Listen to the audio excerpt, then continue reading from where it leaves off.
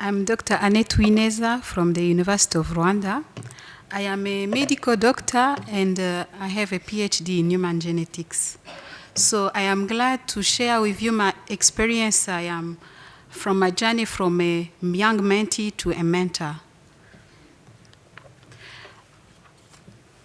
So as a young mentee, my journey started in 2008 in the University of Rwanda as an assistant lecturer in genetics. But the problem, I was alone in that department because who's supposed to be my mentor was still on his PhD in Belgium.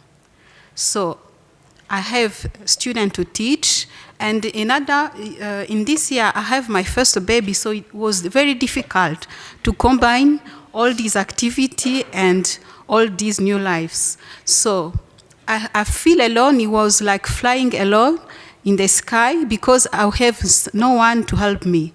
My only mentor was my books, was my previous lecturer note from my medical school, and also I tried to assist in the lecture of other professors because it was the first time I was going to teach students. At this moment, my dreaming was to have someone who can help me I have a lot of expectation from my mentor. I would like to have someone who can help me how to guide my career, how to teach, and someone who will be my role modeling, who can give me a lot of advice. But on this time, my mentor completed his PhD, but he was also still a French mentor.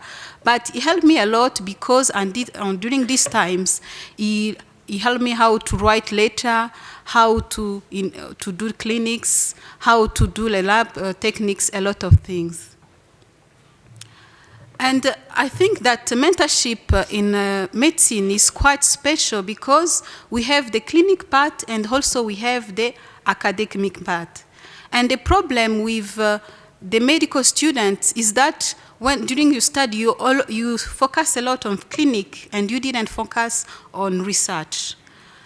And it was very difficult to translate from clinic and to start a PhD in basic sciences in genetics, where I didn't have any background prerequisites, for example, in grant writing, in the lab techniques, and even in basic sciences and in bioinformatics. So in 2010, I get a PhD in human genetics. It was a sandwich mode. I spent 6 months in Rwanda and 6 months in Liège. And this time, I still have my mentor from Rwanda, but I had still another mentor from Belgium. But the problem with those basic sciences, sometimes we realize that you have more knowledge in, for example, in biotechnics, bioinformatics than your mentors.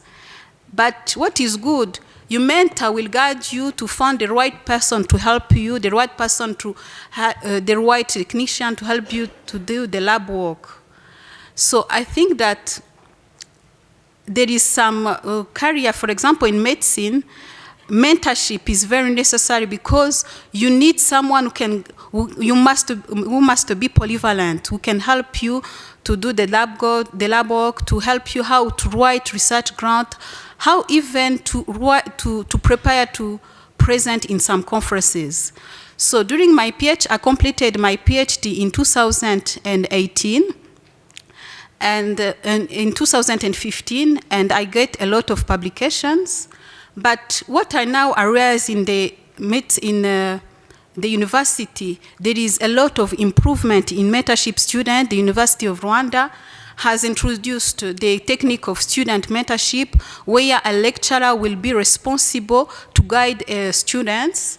There is creation of research cluster groups, and also in the clinics, we have a new program, the HRH program, which the Human Resource for Health will help the students which are doing their residency to guide them in their clinics. And finally, what I realized that to be a mentee from a mentor, it's a very difficult journey, but with our institution, I realize that now there is still a lot of things to do, but we have still a good improvement. Thank you very much.